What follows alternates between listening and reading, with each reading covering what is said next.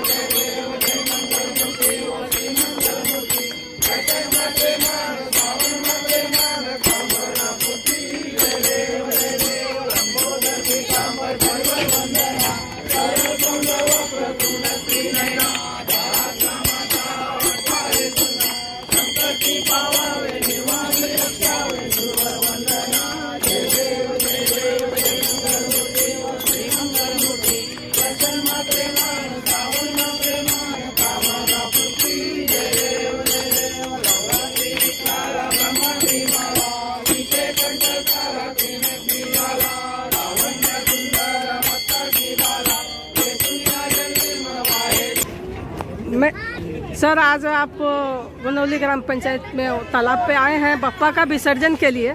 कितने सालों से आप अपने घर पे बप्पा को विराजमान कर रहे हैं? 24-25 वर्ष पूर्ण झाली। आम्ही 90 बोललेलो होतो ते 25 वर्ष पूर्ण आता झालेले आहे। कितने दिन के लिए बप्पा विराजमान हुए थे आपके इधर? पहिला वर्ष मांडला तो 1 वर्ष 1.5 वर्ष 1.5 महिन्याचा होता, 1.5 दिवसाचा आणि नंतर मग आम्ही 5-5 दिवसाचा ठेवला।